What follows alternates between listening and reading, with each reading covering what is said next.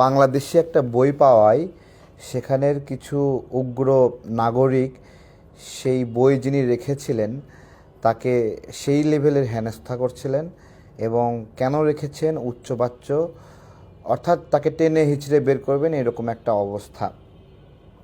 আজকে দেখলাম যে এটা দ্বিতীয়বারের মতো যেখানে বাংলাদেশের বইমেলা প্রবেশ করতে পারছে না।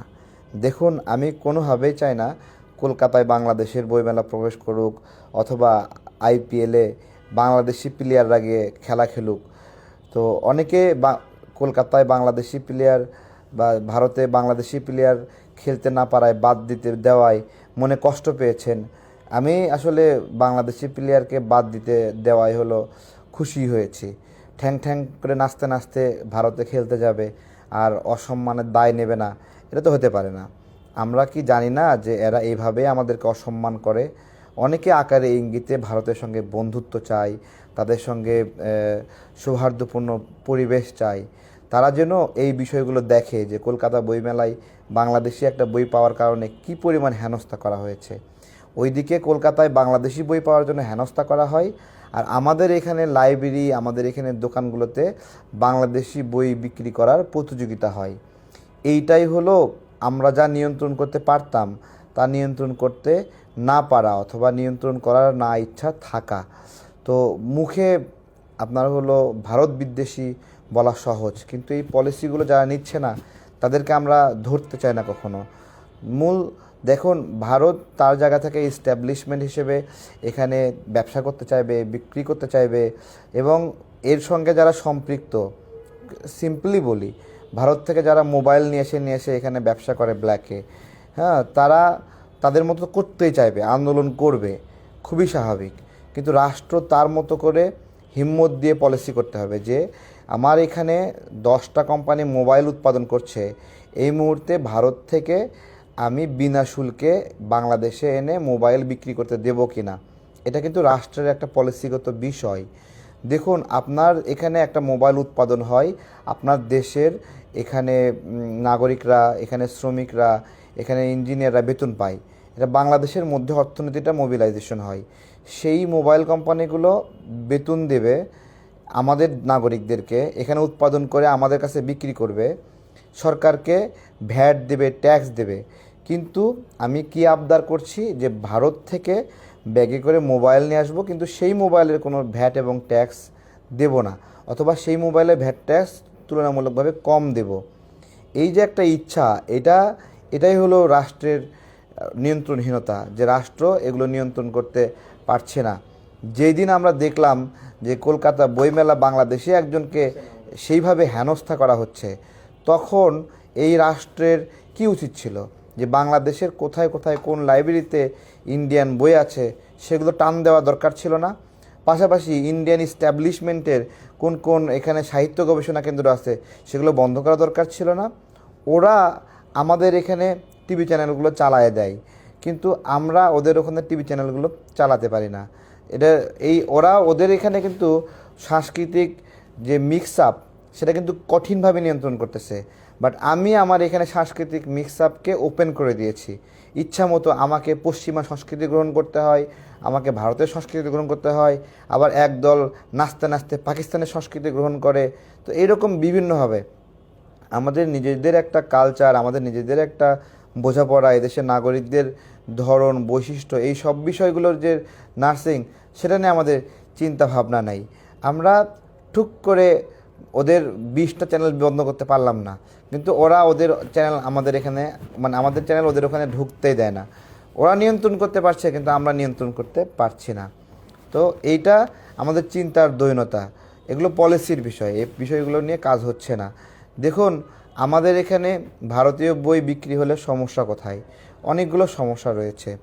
ভারতের যে ধর্মীয় বোঝাপড়া, যে কালচার, আমাদের এখানে হিন্দুরা যেই মৌলিক চিন্তার ভিত্তিতে হিন্দু ধর্ম পালন করে, ভারতীয় হিন্দুরা সেই হিন্দু ধর্ম একইভাবে পালন করে না।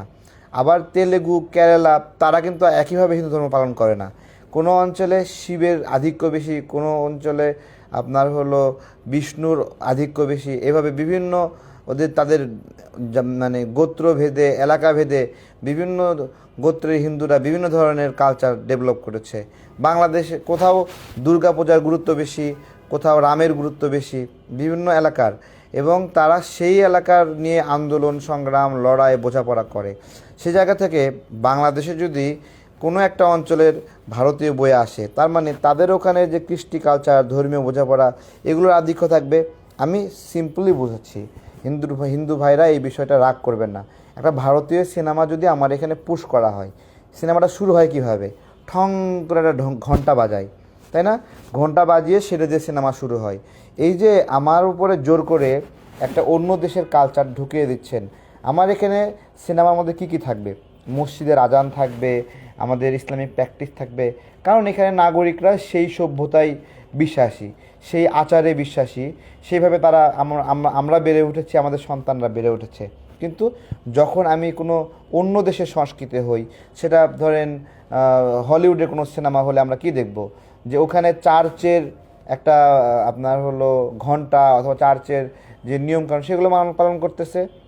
তাহলে আপনি যদি অধিক পরিমাণে অন্য দেশের মানে হলো সংস্কৃতি সাহিত্য নিয়ে চর্চা করেন, তাহলে আপনি ধীরে ধীরে সেই সংস্কৃতির মধ্যে আড়ষ্ট হয়ে যাবেন এবং আপনি আপনার সংস্কৃতি থেকে ধীরে ধীরে দূরে সরে যাবেন।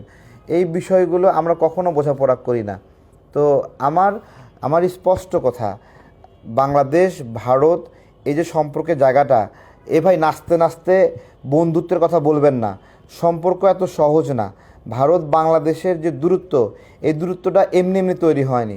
একটা মানুষের, দেশের নাগরিকের লাশ সীমান্তে পড়েছে, স্বর্ণা দাস মরেছে, আপনার ফেলানি মরেছে, আরও নিয়মিতভাবে মরছে। এই হিসাব নিকাশ ছাড়া আপনি অগ্রিম মিয়া রাজনৈতিকভাবে লাভবান হওয়ার জন্য বলবেন ভারতের সঙ্গে বন্ধুত্ব চায়, সুসম্পর্ক চায়। ভাই বিচার ছাড়া সুসম্পর্ক কীভাবে হয়? এটা তো একটা বেহায়াপনা। যারা এই বেহায়াপনাগুলো করছে তারা বাংলাদেশপন্থী না, ভিতরে ভিতরে দেখাচ্ছে বাংলাদেশের অতি ভালোবাসা, কিন্তু সারাক্ষণ দেশের ভিতরে যদি নাগরিকদেরকে নিয়ে সপ্তাহে 2 মিটিং হয়, কিন্তু বিদেশিদের সাথে সপ্তাহে করতেছে 5টা মিটিং। তার বিদেশি প্রভুদেরকে খুশি করতে হবে। ভাই এইটাকে সার্বভৌমত্ব বলে না। সার্বভৌমত্ব কি আসেন বুঝি আমরা। সার্বভৌমত্ব কি জানেন? আমাদের এখানে নীতি, আমাদের এখানে আইন, আমাদের এখানে কালচার, এগুলো আমাদের জনগণের ইচ্ছা চাহিদা অনুযায়ী প্রভাবিত হবে এবং সেগুলো মানুষের মন ও মতি অনুযায়ী সেগুলো গতিপথ নির্ধারিত হবে। এটাই হলো সার্বভৌমত্বের লড়াই।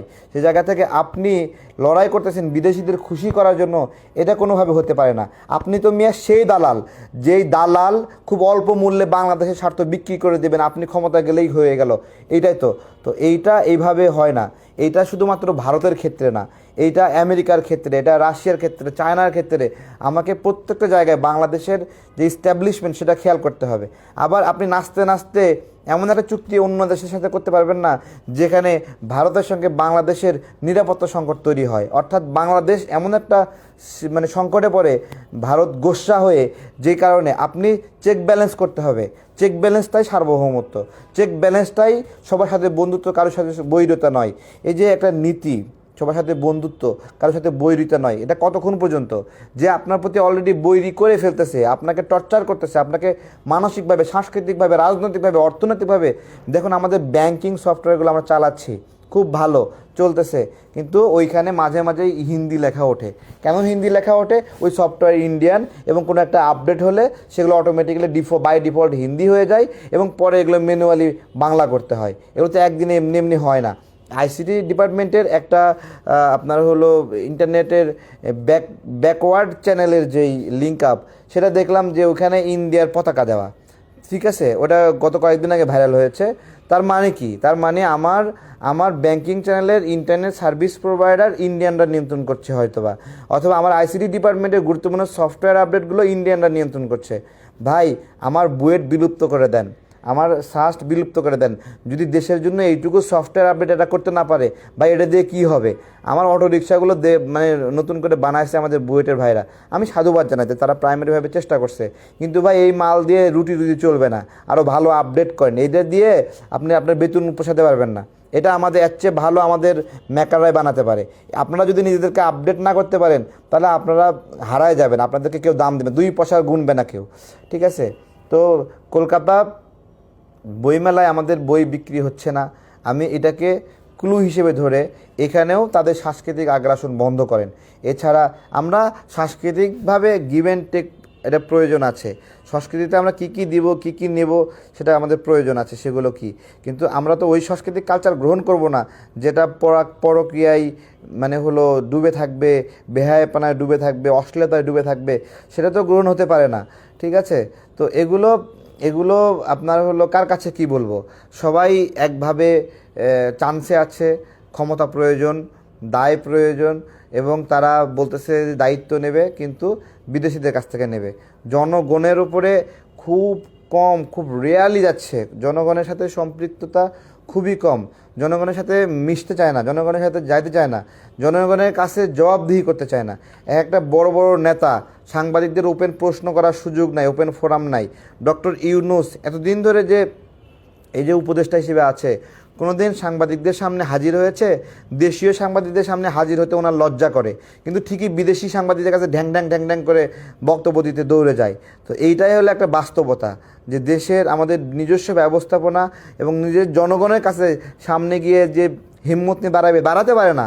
কারণ আকাম তো করে রাখছে, দেশের সাংবাদিক হলে প্রশ্ন করবে, তো গ্রামীণ ব্যাংক নিয়ে প্রশ্ন করবে, গ্রামীণ ফোন নিয়ে প্রশ্ন করবে, গ্রামীণ ম্যান পাওয়ার নিয়ে প্রশ্ন করবে, ঋণ মৌকুব নিয়ে প্রশ্ন করবে। এই প্রশ্ন তো বিদেশিরা করে না, বিদেশিদের কাছে এগুলো যায় আসে না। তো এগুলো আমরা সব বুঝি, আমরা সব নাদান না, ঠিক আছে? সার্বভৌমত্বের যে লড়াই, এই লড়াই অনেক কঠিন বিষয়। এই লড়াই শুধু ভারতের কাছে দায়বদ্ধ না, এই লড়াই আমেরিকার কাছেও দায়বদ্ধ। আমেরিকা কি চায়? আমেরিকা এখন পর্যন্ত যেখানে ইন হয়েছে, আমেরিকা দেখতে সুন্দর, আমেরিকা যেতে ভালো, কিন্তু আমেরিকাকে নিয়ে আসলে ভালো না। এই বিষয়টা বোঝেন? হ্যাঁ, একটা উদাহরণ দিয়েছিল যে কি বলতেছে, যে উত্তরবঙ্গের একটা দুটো ছেলে গল্প করতেছে যে তারেক ভাই, আমরা বলতেছে আমরা একটা কাজ করি। কি কাজ? বলতেছে আমরা স্বাধীনতা ঘোষণা করি এবং আমরা নিজেদেরকে আমেরিকার অঙ্গরাজ্য ঘোষণা করি, ঠিক আছে? তো বলতেছে যে আমেরিকার অঙ্গরাজ্য ঘোষণা করব, তো তো তাহলে কী হবে? ভাই তাহলে আমাদের আমেরিকার ভিসা পাসপোর্ট আর লাগবে না, আমরা আমেরিকার হয়ে যাবো, ঠিক আছে? তখন বলতেছে যে তুই আমেরিকার সাথে গেলে আমেরিকা হয়ে যাবি, নাকি আমেরিকা তোকে সাথে নেওয়ার সাথে সাথে তোর মতো হয়ে যাবে, ঠিক আছে? তো এই হলো বিষয়। তো অনেকেই গদগদ হয়ে খুশি হয়, বিদেশি শত্রুরা বাংলাদেশে উকি মারে, মনে করে বিদেশিরা আসলে আপডেট হবে, এখানে তারা বন্দর ব্যবস্থাপনা করলে আপডেট হবে, এখানে তারা রেল স্টেশন দেখলে আপডেট হবে। মিয়া, আপনারা শোনার কথা বলেন, এগুলো ফাউল কোথাকার। বিদেশিরা আসে আপডেট হবে, তা বিদেশিরা আসলে আপডেট হবে, আপনি এখানে জন্মগ্রহণ করছেন কেন? আপনি আপনার মায়ের পেট থেকে আসছেন কেন?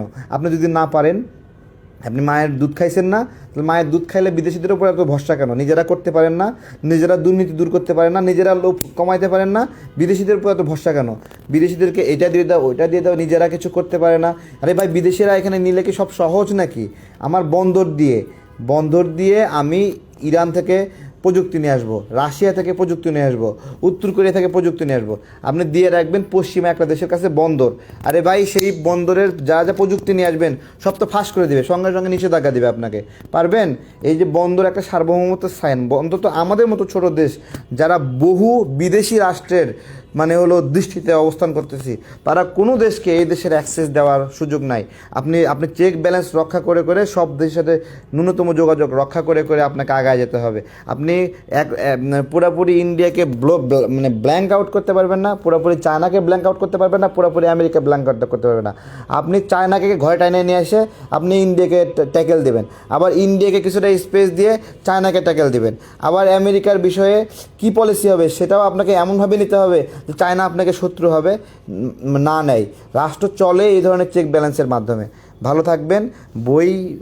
বইমেলার যে ঘটনাটি, আমি মনে করি এটা আমাদের একটা অভিযান শুরু করে দেওয়া উচিত, যেখানে কোন কোন দোকানে কোথায় ইন্ডিয়ান বই পাওয়া যায়, কাদের প্রতি এত ইন্ডিয়ান সাহিত্যের প্রতি এত প্রেম, ওটা বের করে দেওয়া দরকার। ধন্যবাদ, ভালো থাকবেন, আসসালামু আলাইকুম।